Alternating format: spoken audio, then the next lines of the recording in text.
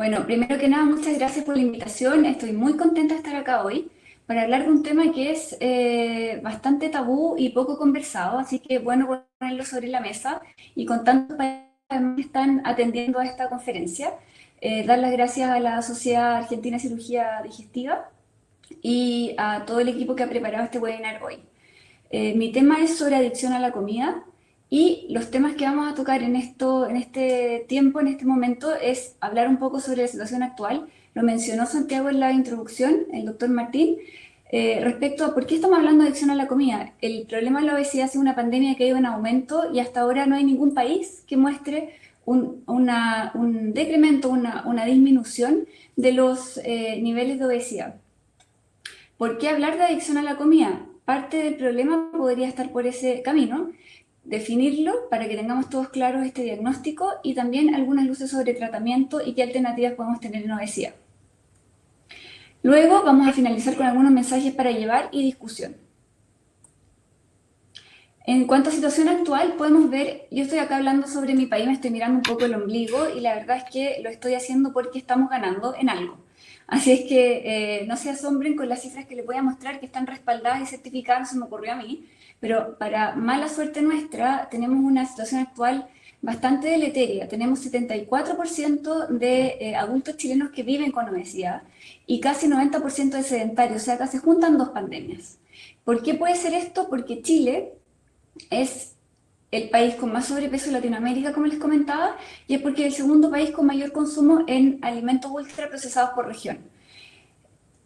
Esto nos lleva a ganar un premio que es bastante poco significativo para estar orgullosos, que es ganar el primer lugar en obesidad. Si se fijan, antes era México y Estados Unidos, no sé si se acuerdan ustedes de esa cifra, pero ahora es Chile el que lleva la delantera. Es por esto que estamos tomando tanta acción, por eso tenemos los programas de posgrado y por eso estamos con esta campaña y concientizando a todos los que nos dedicamos a obesidad en nuestro país. Ahora, ¿por qué hablar de adicción a la comida? ¿Qué es lo que pasa con la conducta alimentaria de los pacientes que, por ejemplo, se operan? Eso es muy importante. Lo que decía el doctor cuando abrió esta conferencia. Pueden tener la mejor técnica quirúrgica, pueden tener la mejor atención pre-postoperatoria, la mejor cirugía, pero vuelven a reganar peso. Y es porque la conducta no es modificable. ¿Cuántas veces ustedes han escuchado al paciente, claro, me operé del abdomen, del estómago, o como le quieran decir, pero no me operaron el cerebro? Hay estudios de prevalencia que son bastante pobres. En España hay un poco más, van un poco más adelantados en el tema, pero en Chile son escasos y fundamentalmente se refieren a un riesgo de desarrollar trastorno de la conducta alimentaria en población adolescente o escolar. Hay uno que se realizó en la capital que demostró que un 8% de los escolares evaluados tenían riesgo de padecer trastorno de la conducta alimentaria y llama la atención de que este riesgo solo va tendiendo a aumentar, igual que la obesidad, van como de la mano. Esto porque hay mucha insatisfacción con la imagen corporal. La verdad que si uno pregunta es solamente un 20% de los adolescentes adultos que están conformes con su imagen corporal. 33% de los pacientes sometidos a cirugía bariátrica en nuestro país tienen trastorno por atracón o binge eating disorder. Acá hay un paper que es relativamente nuevo que muestra que de 118 pacientes portadores de obesidad severa, 48% eran diagnosticados con trastorno por atracón por el criterio de CM5.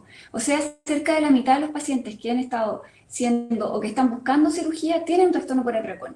¿A cuántos de estos pacientes nosotros prestamos atención? La verdad es que ahora con más conocimiento y con más esta visión moderna de equipo, se están tomando más medidas y nos estamos haciendo más cargo de este trastorno. Pero la verdad es que antes era bastante poco. Y este otro paper que es muy interesante, que es del año 2019, muestra en un N pequeño, esa es la única pena, que tiene un N de 63 pacientes, pero había 21% también de binge en los pacientes que iban o que eran candidatos a cirugía bariátrica. Por lo tanto, entre el 21% y 33% hasta este otro que muestra cerca del 50%, tenemos que poner atención y tenemos que fijarnos mucho en el comportamiento de ese paciente y qué elementos conductuales lo llevaron a tener el peso que tiene y a mantenerlo.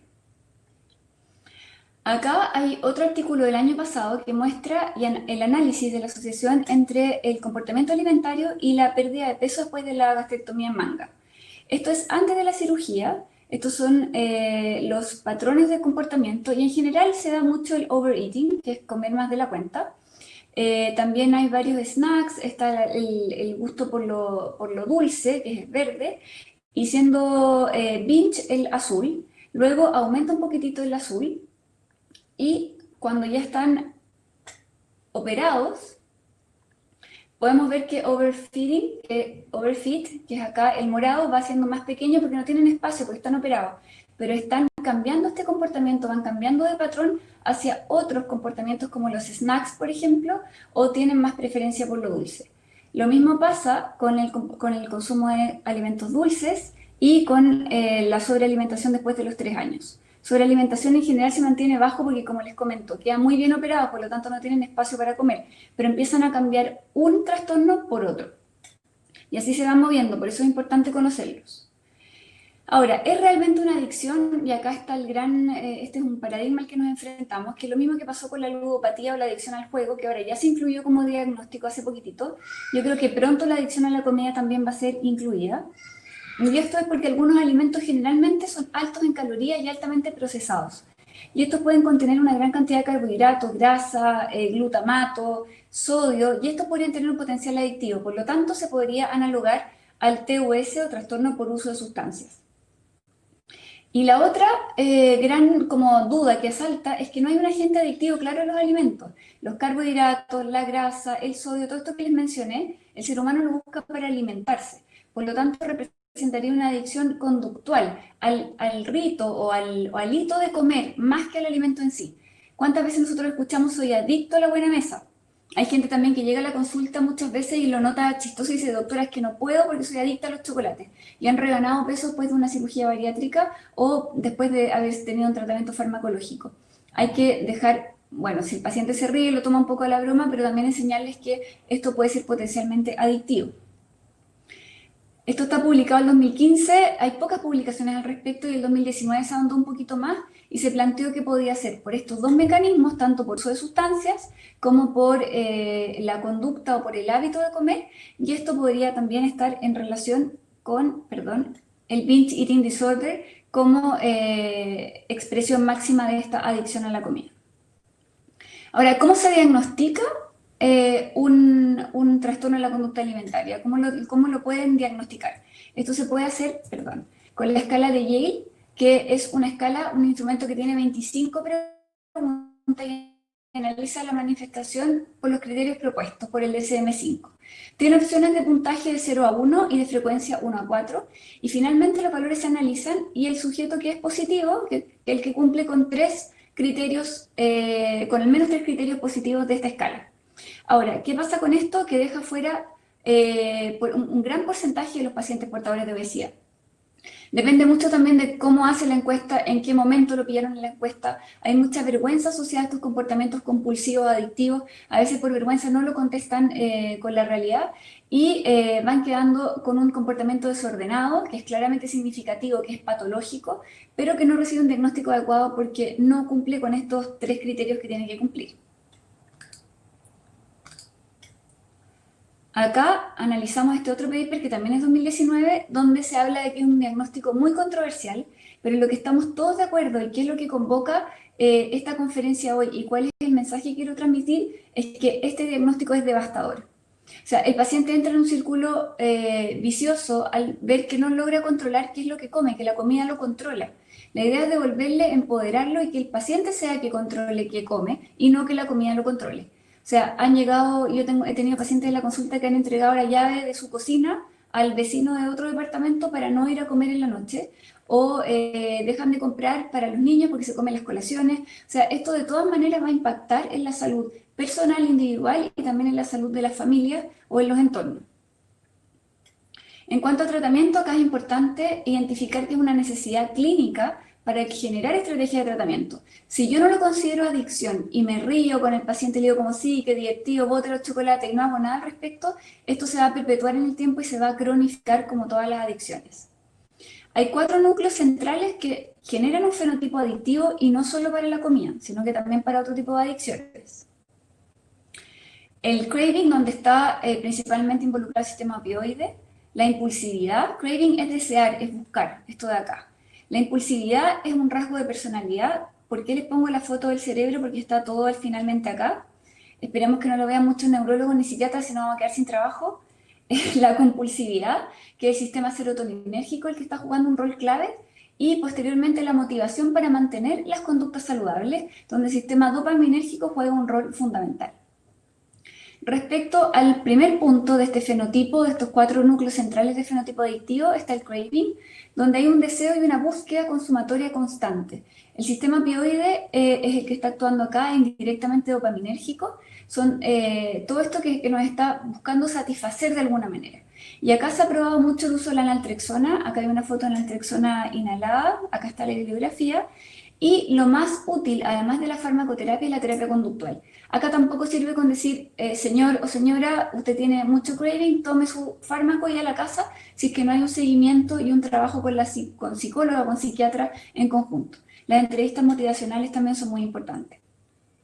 En cuanto a la impulsividad, esto es un rasgo de personalidad. Hay gente que se queda en el craving y sufre porque está permanentemente pensando en comida y no quieren ir a eventos sociales, no quieren ir a matrimonios porque sufren viendo pasar la comida y quieren comer y no pueden, entonces lo pasan mal. Ahora, los pacientes que tienen este comportamiento más impulsivo, porque en general son mezclas, actúan de improviso, no lo piensan, no lo planean, no consideran las consecuencias. Se ve tanto en pacientes portadores de obesidad con o sin atracones, que es el binge eating disorder, siendo la mayor diferencia en el accionar ante estímulos neutros.